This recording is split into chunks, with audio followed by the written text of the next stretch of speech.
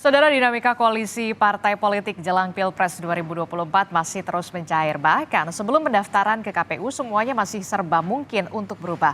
Dan sejauh ini memang sudah ada 3 poros koalisi yang terbentuk. Tapi apakah mungkin poros koalisi baru di Pilpres 2024 ini bisa terjadi? Lalu bagaimana pula dengan komunikasi politik antar parpol sejauh ini? Pagi ini kita akan bahas dengan sejumlah narasumber. Di antaranya ada anggota Dewan Pembina Partai Gerindra Andre Rosiade, ada juga politisi senior PDI Perjuangan Andreas Hugo Parera, dan juga ada pengamat politik Universitas Al-Azhar Indonesia Ujang Komarudin. Selamat pagi Bang Andre, Bang Andreas, Kang Ujang.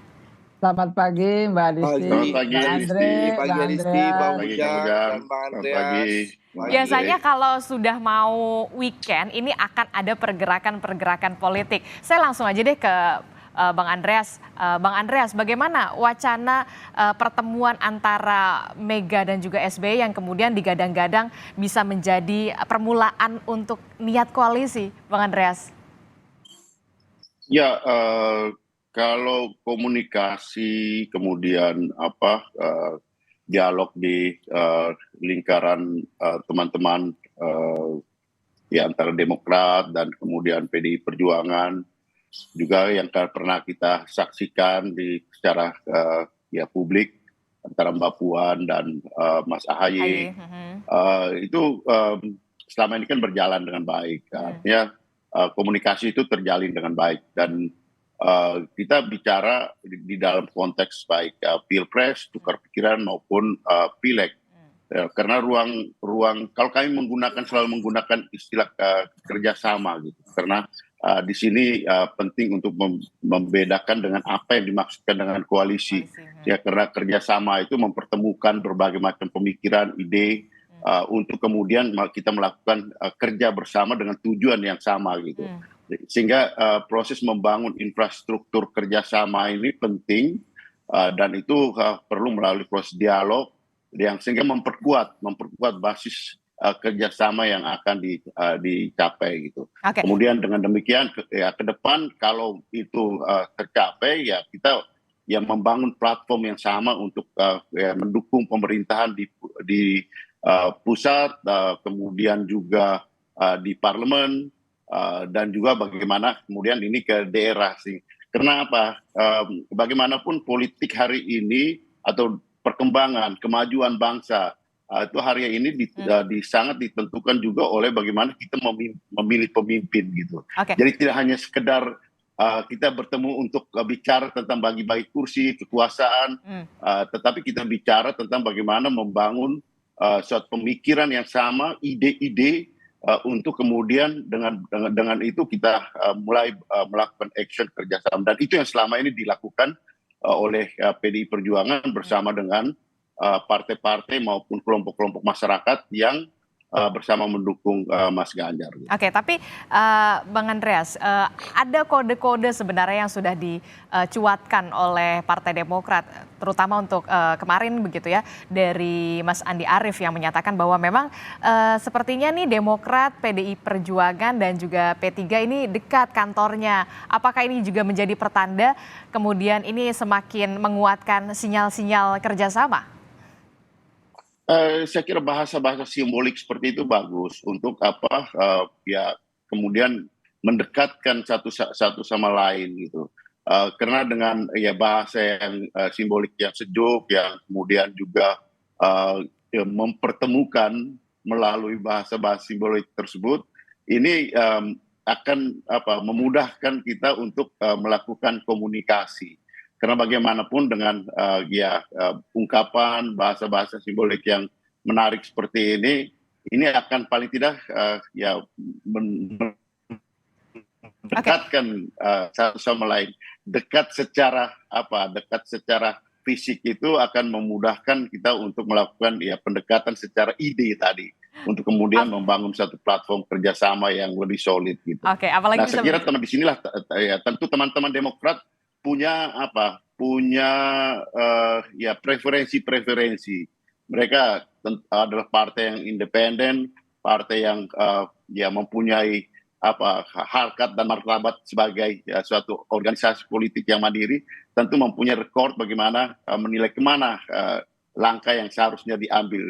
apakah itu karena dekat secara fisik, kemudian bagaimana kita membangun, ataukah mencari yang lain, itu adalah wilayah daripada teman-teman Demokrat. Kita sangat menghormati itu Oke. dan kita menghargai itu. Tapi sejauh ini sudah ada komunikasikah setelah Ketum Partai Demokrat AHY ini sudah menyatakan berikhtiar untuk membuka peluang melirik partai politik lain untuk berkoalisi? Sudah ada komunikasi dengan Demokrat? Selama ini komunikasi berjalan baik. Saya bertemu dengan beberapa kawan, terus kemudian juga ya teman-teman yang lain juga berkomunikasi. Nah ini kan juga merupakan suatu upaya untuk membangun kesepahaman, mempertaut dan mempertemukan berbagai macam pemikiran dan ide, saling memahami itu penting untuk kemudian membangun apa yang disebut dengan trust building kan, ya saling percaya satu sama lain. Sehingga dengan demikian itu merekat di dalam konteks kerjasama ini. Bahwa yang berikutnya adalah hal-hal yang sifatnya teknis, itu adalah tentu merupakan kelanjutan dari itu. Oke, kalau kita lihat Demokrat sama PDI Perjuangan sudah bisa dikatakan ada sinyal-sinyal membuka peluang. Lalu bagaimana nih kalau untuk PKB sendiri, Bung Andre? Kita tahu ada yang go, pasti akan ada yang come. Nah, kita lihat nih PKS sudah 2 kali tidak ada dalam, bisa dikatakan dalam momen-momen penting nih. Bisa dikatakan PKS ini ya setengah hatilah sepertinya mendukung Muhaimin Iskandar sebagai bakal calon wakil presiden. Apakah akan merapat? Yang pasti saat ini kami terus melakukan konsolidasi dengan para pendukung Pak Prabowo maupun partai pendukung. Itu yang fokus kami. Contohnya sekarang Mbak Disti, saat ini saya ada di Kabupaten Dharmasraya. Dari kemarin sampai hari ini insya Allah saya akan berkunjung hampir 16 titik di Kabupaten Dharmasraya. Lanjut ke Kabupaten Sijunjung sekitar 5 titik, ya sampai nanti malam berarti ada sekitar 20 titik yang saya kunjungi dalam 2 hari ini. Ini menunjukkan apa? Bahwa kami terus melakukan konsolidasi, bertemu dengan masyarakat dalam rangka meningkatkan elektabilitas Pak Prabowo. Nah, komunikasi partai politik tentu dilakukan terus oleh pimpinan Partai Gerindra. Contoh dengan teman-teman Demokrat, kita terus melakukan komunikasi sama dengan yang dilakukan oleh Bang Andreas Hugo Parera. Komunikasi kita lakukan terus, tapi tentu ya seperti sama pertemuan-pertemuan yang tidak diekspos, komunikasi dilakukan dalam rangka menambah kekuatan koalisi. Karena keyakinan kami dan keyakinan Pak Prabowo bahwasanya membangun Indonesia ini harus dilakukan secara bersama-sama dengan semangat gotong royong. Satu. Yang kedua, kita mengedepankan politik kerjasama ataupun koalisi yang duduk sama rendah, berdiri sama tinggi, tanpa politik seranting. Saya rasa ini akan memberikan kenyamanan kepada teman-teman partai politik bahwa Gerindra sangat menghargai teman-teman partai koalisi, teman-teman yang akan bekerja sama karena duduknya sama rendah, berdirinya sama tinggi, dan juga tidak ada politik tinggi seranting. Sehingga mudah-mudahan dengan komunikasi yang baik dan tawaran kerjasama sama-sama bergotong royong membangun bangsa Indonesia, harapan kita tentu setelah ada Gerindra, PAN, Golkar, Bulan Bintang, Partai Garuda, dan Partai Gelora, 6 partai ini insya Allah akan bertambah kembali dengan 2 partai lagi, plus kalau bisa sahabat kami, saudara kami, teman-teman PKB juga bisa kembali mendukung Pak Prabowo. Seperti itu. Oke, nah berarti akan ada masih membuka peluang lah konsolidasi, bisa dikatakan seperti itu. Nah Pak Prabowo sempat memang ada menyebutkan beberapa nama, khususnya dari kaum muda begitu ya, ada Pak Erik, kemudian juga ada Ridwan Kamil, dan juga ada Gibran. Nah tidak ada tuh nama AHY, bagaimana Bung Andre? Ya, sekali lagi cawapres yang akan diputus adalah hasil nanti musyawarah untuk mufakat sesuai dengan kearifan bangsa kita yang akan dilakukan oleh Ketua Umum Partai Politik pendukung Pak Prabowo. Nanti Pak Prabowo akan bermusyawarah untuk mufakat dengan Bang Zulhas, Pak Erlangga, Prof. Yusril, lalu juga ada Ustadz Anies Mata, dan juga Bang Rida ya. Jadi dalam rangka memutuskan siapa cawapres yang kita ambil. Nah, tentu ya nama-nama tergantung hasil musyawarah untuk mufakat. Seperti itu. Kalau nanti Demokrat bergabung dengan kita, nanti Mas Ahaye tentu ikut terlibat dalam musyawarah untuk mufakat. Karena kita percaya musyawarah untuk mufakat tanpa voting ini sesuai dengan kearifan bangsa kita, sehingga kami meyakini keputusan yang diambil adalah keputusan yang terbaik. Cawapres yang dipilih adalah cawapres yang didukung dan disetujui oleh seluruh partai pendukung Pak Prabowo. Seperti itu. Oke, kalau dengan PKS sendiri bagaimana? Kalau banyak yang menyatakan atau bisa memikirkan lah ya, mengasumsikan nampaknya PKS ini setengah hati nih mendukung Muhaimin Iskandar. Dua momen penting aja tidak hadir. Demokrat sendiri bagaimana? Gerindra sendiri bagaimana? Apakah membuka tangan untuk kembali PKS jika memang mau berkoalisi, CLBK gitu maksudnya? Ya, kami menghormati PKS ya. Tapi sekali lagi kan PKS sudah punya koalisi dengan teman-teman Nasdem. Kami tidak ingin mengganggu, merusak hubungan koalisi PKS dengan teman-teman Nasdem yang bergabung dalam koalisi perubahan. Kalau komunikasi baik ya, kita dengan seluruh partai politik yang ada di parlemen komunikasinya baik. Ya, tidak ada satupun permasalahan komunikasi Gerindra dengan partai-partai yang lain, termasuk dengan partainya Bang Andreas Hugo Parera. Komunikasi Mbak Puan dengan Bang Dasto, komunikasi Pak Muzani dengan Mas Hasto, itu sangat baik. Saya dengan Bang Andreas Hugo Parera tidak ada masalah. Gerindra dan PDI komunikasi sangat baik. Hubungannya seperti kakak dan adik. Bahkan Pak Prabowo itu sangat menghormati Ibu Mega. Pak Prabowo sudah menganggap Ibu Mega seperti kakak sendiri. Bahkan saat ini Pak Prabowo masih menunggu kelonggaran waktu Bu Mega untuk bertemu. Intinya apa? Gerindra punya hubungan yang baik. Gerindra punya komunikasi yang baik dengan seluruh partai. Kami tidak ada permasalahan dengan partai manapun yang ada. Tapi sekali lagi tentu kami menghormati koalisi PKS dengan koalisi perubahan. Kecuali nanti PKS menyatakan keluar dari koalisi perubahan, baru tentu kita akan bangun komunikasi yang lebih serius lagi dengan partai-partai yang jomblo gitu dalam tanda kutip ya. Tapi kalau partai-partai sudah punya pasangan nanti atau dulu punya, lah ya, ada etikanya begitu ya Bu Andrea. Mengikat janji, tentu kita tidak akan mengganggu. Ini ada etika dan adab. Jangan sampai kita ya seperti tuduhan-tuduhan orang kita ingin memecah belah gitu lah. Padahal politiknya Gerindra ini politik persatuan, bukan memecah belah. Politiknya Pak Prabowo ini politik merangkul, bukan memukul. Seperti itu Mbak Adis. Oke, saya langsung ke Kang Ujang deh. Kang Ujang gimana nih dari kacamata Kang Ujang sendiri mencermati kemudian situasi politik saat ini? Demokrat menyatakan memang tengah berikhtiar untuk berkoalisi, membuka peluang berkoalisi dengan parpol lain. Tentu PDI Perjuangan membuka tangan juga, Gerindra juga. Seperti apa Kang Ujang? Ya tentu ke depan akan semakin menarik ya terkait dengan skema atau pola atau postur koalisi yang akan dibangun oleh capres dan cawapres termasuk oleh petinggi partai. Nah, saya melihatnya bahwa apa yang dilakukan oleh Demokrat ya tentu sedang mengkalkulasi ya, menghitung secara matang, secara rasional langkah-langkah politik ya yang akan dipilih. Karena apa? Karena saat ini kan lagi katakanlah merasa sakit hati ya, lagi down, maka harus move on dalam konteks untuk bisa membangun koalisi yang baru. Nah, kelihatannya kan tidak mungkin lagi mendukung Anies Caimin ya, sudah menyatakan keluar, maka pilihannya kan ada dua poros yang bisa bergabung, yaitu poros Pak Prabowo dengan pasangannya nanti, lalu poros Pak Ganjar.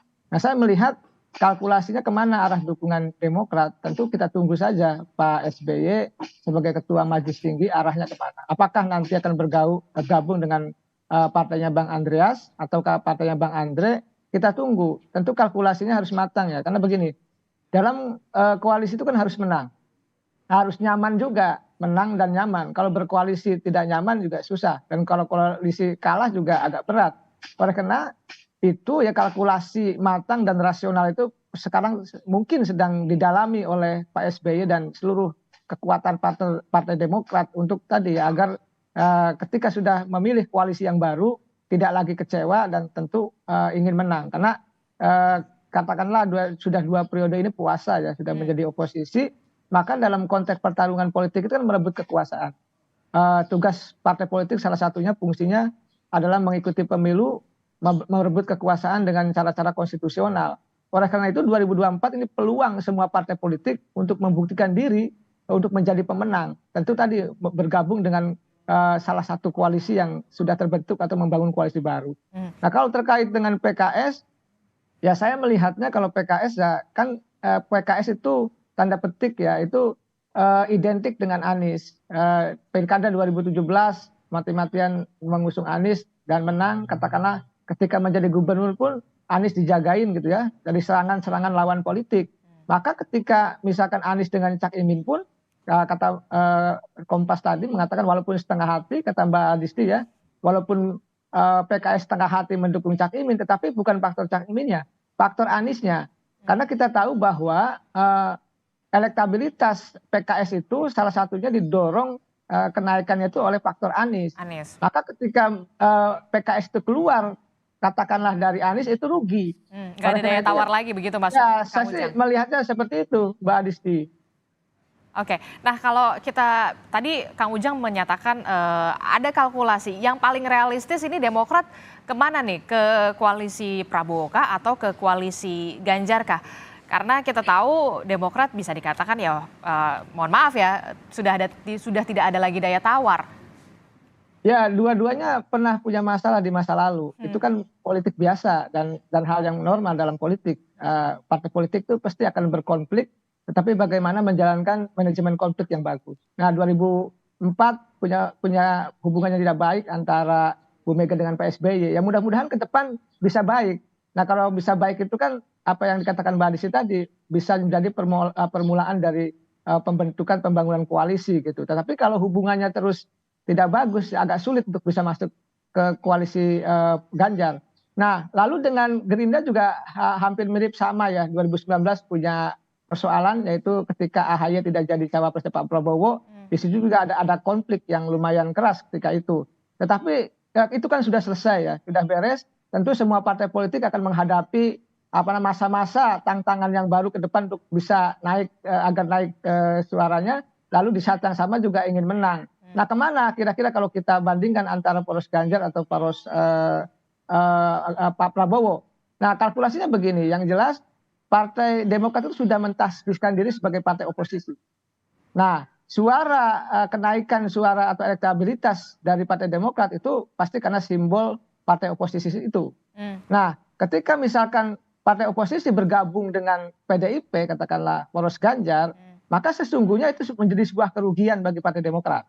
Kenapa? Ya karena kok partai oposisi bergabung juga dengan partai pemerintah, partai pemenang pemilu, yaitu the ruling party PDIP.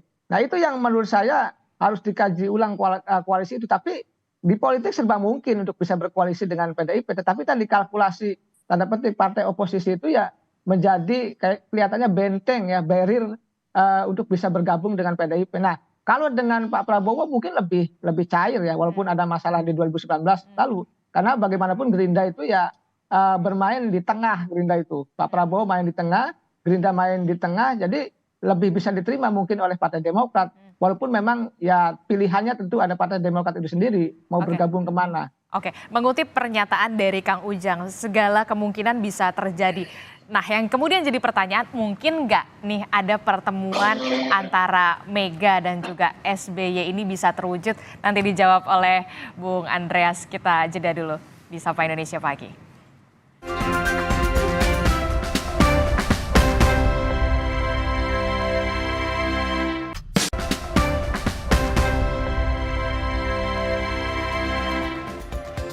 Kita masih meneruskan dialog kita di Sapa Indonesia Pagi bersama dengan Bang Andreas, ada juga Bang Andre, kemudian juga ada Kang Ujang. Nah, saya langsung ke Bang Andre dulu deh.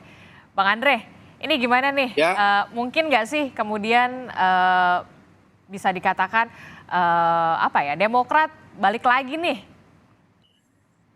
Yang pasti kami terbuka untuk bekerja sama dengan seluruh partai politik yang ada, termasuk Partai Demokrat. Kemarin kan Bang Andi Arief sudah menyatakan bahwa pilihan kami tinggal bergabung dengan Pak Prabowo atau bergabung dengan Mas Ganjar. Lalu Wakil Ketua Umum Partai Gerindra Sugiono sudah menyampaikan pernyataan terbuka bahwa siap menyambut kedatangan dan bekerja sama dengan Partai Demokrat. Jadi sekali lagi kami terbuka untuk menyambut kedatangan Partai Demokrat. Gerindra siap bekerja sama dengan Partai Demokrat.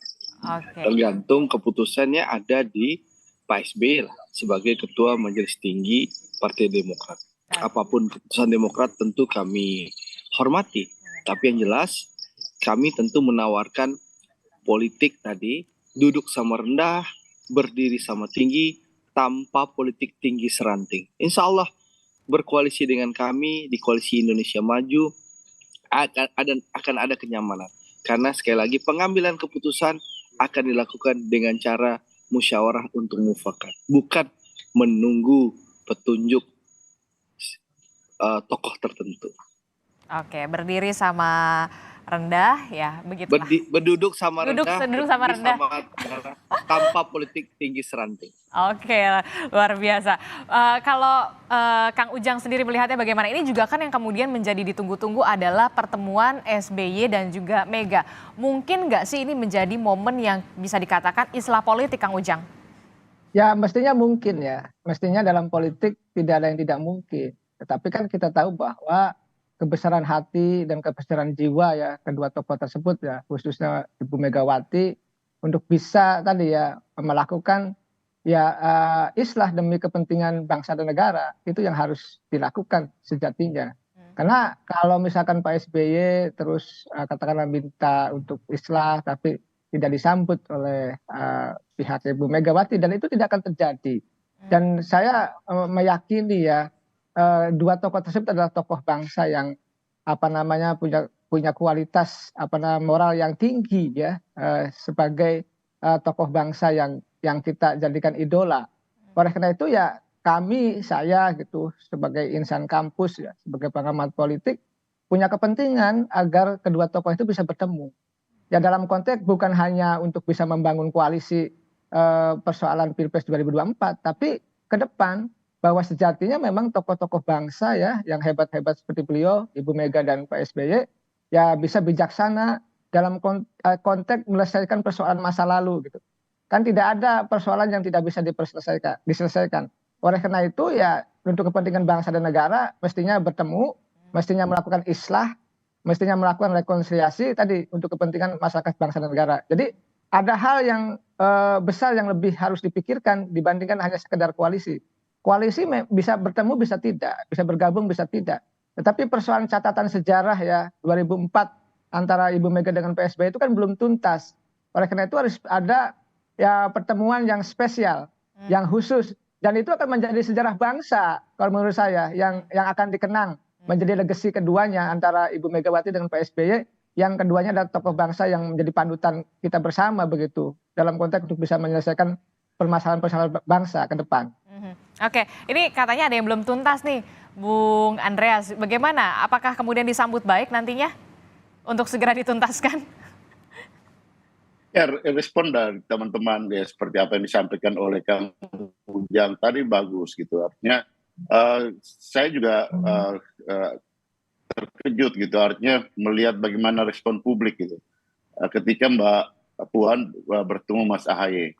Selama ini kan publik terutama ya di berbagai macam pembicaraan di media sosial itu sangat merespon atau menyukai konflik-konflik politik itu menjadi berita gitu. Tapi ketika pertemuan antara Mbak Puan dan Mas AHY waktu itu, respon publik luar biasa terhadap pertemuan yang mempertemukan ya kita tahu bahwa partai Demokrat selama ini berada di luar pemerintahan, begitupun ketika Pak SBY ya memimpin negara ini, PDI Perjuangan berdiri di luar pemerintahan, sehingga dua partai ini menjadi simbol daripada yang ada di dalam atau ada di luar pemerintahan. Tapi ketika Mbak Puan bertemu dengan Mas Ahaye waktu itu, respon publik sangat luar biasa, dan itu hal yang baik ya, gitu. Jadi saya kira juga respon publik ini juga ya mungkin akan menjadi hal-hal yang menjadi mendorong pertemuan-pertemuan yang lebih lanjut. Kita tunggu saja, kita lihat perkembangan-perkembangan berikut, dan saya kira ini baik juga untuk kepentingan bangsa dan negara. Tapi ya tentu ya hal yang sifatnya substantif gitu, artinya di PDI Perjuangan itu ya di samping ada hal-hal yang pertemuan yang sifatnya informal, artinya kita basa-basi politik, tapi juga ketika maju untuk bertemu, untuk berbicara, terutama hal penting yaitu membangun rasa saling percaya gitu. Saling percaya untuk kemudian dengan demikian soliditas kerjasama itu penting. Karena apa? Karena sekarang kan misalnya kita di samping PDI Perjuangan sendiri yang mendukung Ganjar, juga ada partai-partai yang bersama dengan PDI Perjuangan membangun kerjasama yang sudah dilakukan. Nah, oleh karena itu pembicaraan itu juga harus ya lintas teman-teman yang ada di dalam partai yang mendukung Mas Ganjar, dan kemudian ya setelah itu kita bagaimana berkomunikasi lebih lanjut, berkomunikasi lebih jauh dengan ya misalnya sekarang Partai Demokrat yang ya membuka ruang, karena juga ini faktor ini kan tentu ditentukan bukan hanya artinya dari PDI Perjuangan, tapi bagaimana teman-teman dari Partai Demokrat preferensi mereka itu apa gitu. Dan itu yang saya kira perlu terbuka untuk dibicarakan di dalam ruang-ruang diskusi yang lebih substantif gitu. Oke, yang juga jadi penasaran juga nih, yang jadi tanda tanya juga nih, Bung Andre. Bung Andre, kemarin pas purna tugas nih Ridwan Kamil menyatakan pekan depan nih akan ada breaking news. Apa sih breaking news-nya? Memang ada yang mau gabung atau mau deklarasi jangan-jangan bacawa pres? Bang Andreas atau ke saya? Bung Andre. Ya, tentu saya tidak tahu ya. Kalau di kami, cawapresnya Pak Prabowo nanti akan dilakukan dengan cara tadi, musyawarah untuk mufakat. Nah, setahu saya, musyawarah untuk mufakat itu belum dijadwalkan. Pak Prabowo dan para ketua umum partai-partai politik untuk bertemu, untuk melakukan musyawarah untuk mufakat. Saya belum dapat jadwalnya, jadi saya tidak tahu rencana Kang Emil itu pertama. Apalagi yang saya tahu hari ini, malam ini Pak Prabowo insya Allah akan datang ke pesantrennya Gus Miftah di Sleman, lalu besok beliau akan datang ke Sumatera Barat. Jadi itu jadwal Pak Prabowo yang saya ketahui. Dalam waktu dekat? Ya, jadi saya belum tahu jadwal kapan musyawarah untuk mufakat dilakukan oleh para ketua umum pendukung Pak Prabowo. Yang saya tahu nanti malam Pak Prabowo silaturahim di pesantrennya Gus Miftah di Sleman, lalu hari Sabtu pagi beliau insya Allah akan berangkat ke Sumatera Barat, bertemu puluhan ribu pendukung beliau di Sumatera Barat, khususnya di Kota Padang. Oke. Itu jadwal Pak Prabowo. Oke, ini kan tanggal 13-14 ini rencananya memang ada Rapimnas Partai Demokrat sekaligus merayakan hari ulang tahun ya Partai Demokrat. Nah, kalau diundang Gerindra hadir? Pertama, informasi yang saya dapatkan, Rapimnas Partai Demokrat itu bergeser waktunya di atas tanggal 20 September. Tapi kalau yang diundang kedua, hadir? Kalau diundang tentu Partai Gerindra sebagai sahabatnya Partai Demokrat, dan kami keluarga besar Partai Gerindra sangat menghormati Pak SBY sebagai Presiden Indonesia kita, ya tentu kami akan datang. Keluarga besar Partai Gerindra akan datang menghadiri Rapimnas Partai Demokrat. Ya, kalau siap kita selalu hadir. Bahkan 1 bulan yang lalu, Adisti, rombongan besar, keluarga besar Dewan Pimpinan Pusat Partai Gerindra itu sudah hadir bersilaturahim ke DPP Partai Demokrat. Kebetulan saya adalah salah satu anggota rombongan dari tim atau keluarga besar DPP Gerindra yang bersilaturahim berkunjung langsung ke DPP Partai Demokrat. Jadi kami tidak bertemu di luar, tapi Gerindra, keluarga besar Partai Gerindra datang langsung ke kantor DPP Partai Demokrat. Dan alhamdulillah disambut dengan hangat, tangan terbuka, Responnya dan diskusi positif.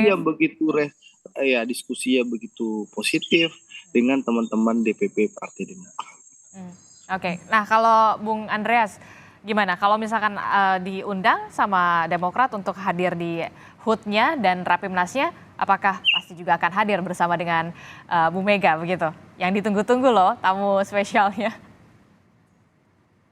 Ya, biasanya kalau diundang ya partai biasanya hadir, Ibu Mega sendiri langsung hadir atau mengutus sekjen, itu nanti kita lihatlah nanti, karena itu kehadiran dari ya partai-partai yang lain itu tentu wilayahnya teman-teman Demokrat lah yang akan memutuskan apakah akan mengundang atau tidak, itu artinya teman-teman Partai Demokrat. Mereka adalah partai yang partai yang independen yang bisa memutuskan mana yang terbaik untuk kepentingan partainya dan kepentingan bangsa dan negara ini. Oke, nah Kang Ujang, ini kan tadi kita sudah membahas bagaimana sebenarnya Demokrat mau kemana nih, ke koalisi Ganjar atau ke koalisi Prabowo. Apakah kemungkinan ini juga kita bisa mengatakan berandai-andai, ada opsi untuk membuka poros baru, Kang Ujang? Kalau saya melihatnya agak berat. Pertama begini, katakanlah Kenapa berat? Pertama kalau poros baru itu kan harus 20%. 20% itu artinya harus ada PKS, harus ada Demokrat, harus ada P3. Kan begitu. Kita tahu misalkan saya dapat kabar SKPLT Ketua Umum P3 saja masih ada di Kemenkumham, belum diberikan. Nggak tahu tuh benar atau tidak. Itu kan jadi persoalan. Kalau benar berarti juga artinya P3 masih akan tetap di PDIP begitu. Yang kedua persoalannya kalau bergabung mereka 3 partai itu, P3, Demokrat dan PKS, tidak ada capres yang bisa dijual. Tidak ada capres yang memiliki elektabilitas yang tinggi. Kita kan selalu melihat bahwa hanya 3 besar, ada Pak Prabowo, Pak Ganjar, dan Pak Anies. Misalkan Pak Sandi jadikan capres, tidak akan mengatur elektabilitas sebagai capres. Karena di lembaga survei Pak Sandi sebagai cawapres. Pak AHY juga sama, elektabilitasnya sebagai cawapres, bukan sebagai capres. Oleh karena itu tidak ada figur yang menjual, tidak ada figur yang kuat ya secara elektabilitas, itu membuat koalisi kalau terbentuk pun akan kalah. Makanya dalam konteks realitas politik agak berat, agak sulit untuk bisa membuat poros baru tersebut. Makanya ada salah satu kader Partai Demokrat mengatakan ya tidak akan membuat poros baru karena agak sulit, agak berat dalam konteks melihat kalkulasi konstruksi politik hari ini. Karena kalau terbentuk pun agak sulit menang, tidak ada capres yang bisa dijual untuk bisa menyaingi Pak Prabowo, Pak Ganjar maupun Pak Anies begitu. Oke, nah kalau bisa dikatakan tadi Kang Ujang agak berat nih kalau misalkan adanya poros baru. Nah tanggapan dari Bung Andreas sendiri sebagaimana untuk koalisi Ganjar dan juga koalisi Prabowo, bisa dikatakan ini lagi di atas angin nih, Demokrat mau kemana? Ayo kalau ke kita tampung semuanya. Gimana Bung Andreas? Ya, Disti, jadi seperti yang sebelumnya saya selalu katakan juga bahwa ke depan ini 2024 ini berlangsung pileg dan pilpres. Ya, memang kecenderungan di publik itu kan pilpres itu jauh lebih menarik lah gitu. Nah tapi partai-partai itu pasti menghitung ya di samping pilpresnya tentu juga pilegnya. Gitu, karena menyangkut eksistensi partai, juga pilegnya karena itu menyangkut eksistensi partai 5 tahun ke depan gitu. Dan di situ ya kita tahu bahwa ketika mengusung ini, tentu partai-partai juga berharap ya menang atau ikut memenangkan, dan itu akan membantu ya elektabilitas daripada partainya gitu. Karena di situ juga akan memberikan semangat dan ruang pada para caleg-calegnya untuk bekerja di lapangan. Nah itu udah hukum pemilu, pemilihan langsung, apalagi sekarang itu berlangsung bersamaan gitu, pileg dan pilpres gitu. Ya, hal seperti ini akan sangat menjadi kalkulasi dari setiap partai politik yang terlibat di sini. Nah, saya kira disinilah faktor yang tentu ya di sini dalam posisi ini teman-teman Partai Demokrat tentu ketika mereka mengusung ikut di dalam salah satu kumpulan kerjasama dari partai-partai politik ini yang sudah mengusung calon presiden, mereka akan menghitung juga bahwa ya kalau kami ikut bergabung di sini, bergabung untuk ikut memenangkan, ikut di dalam barisan kemenangan itu gitu.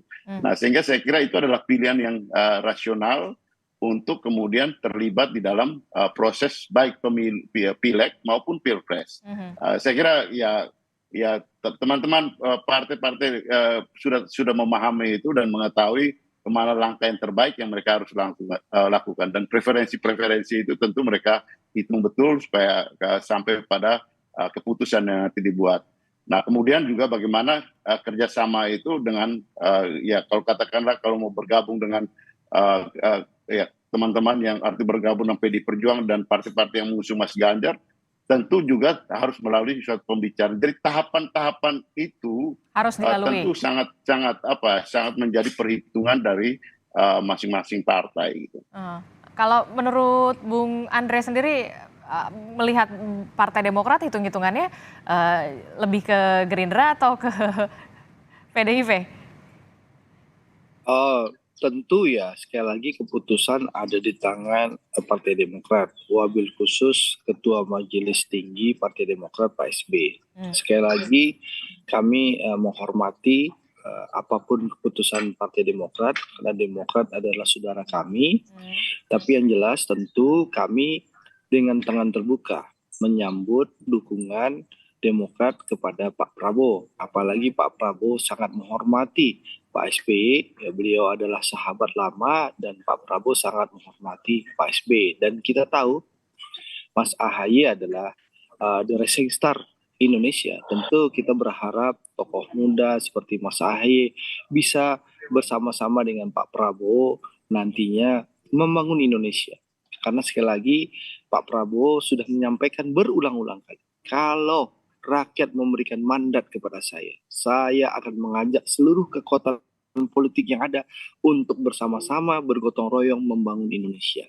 Jadi inilah politiknya Gerindra, inilah politiknya Pak Prabowo, ingin merangkul, bukan memukul, ingin mempersatukan, bukan memecah belah. Tentu kami menyambut dengan tangan terbuka kalau Partai Demokrat dan Mas AHY serta Pak SBY ingin memberikan dukungan kepada Pak Prabowo. Karena sekali lagi Koalisi Indonesia Maju punya cara, punya suasana yang sangat kondusif dengan politik duduk sama rendah, berdiri sama tinggi, tanpa politik tinggi seranting. Insya Allah ini akan memberikan kenyamanan bagi teman-teman koalisi yang bekerja sama dengan Partai Gerindra. Oke, kita akan tunggu bagaimana sebenarnya arah politik dari Partai Demokrat, apakah ke koalisi Ganjar atau ke koalisi Prabowo. Yang jelas tidak hanya memenangkan capres dan juga cawapres, tapi juga yang paling penting adalah memenangkan hati rakyat ya, Bapak ya. Iya, betul. Ya. Betul, Disti, betul. Baik, terima Makanya kasih. Adisti, makanya ini hari ini insya Allah ada 10 titik kita kunjungi di Sumatera Barat. Damas Raya dan Ya. Baik. Jadi kita bukan hanya bercerita di depan televisi, tapi langsung bertemu dengan masyarakat. Oke, baik, terima Hadir dengan kasih. masyarakat dan terus menjadi solusi bagi masyarakat. Itulah kerja nyata kader Gerindra, kadernya Pak Prabowo Subianto. Mantap, baik, terima kasih Bung Andre Rosiade dan juga ada Bung Andreas Hugo serta Kang Ujang Komarudin telah bergabung bersama kami di Sapa Terima Indonesia kasih. Pagi. Sehat-sehat selalu. Selamat pagi Kang Andreas, selamat pagi Kang Ujang.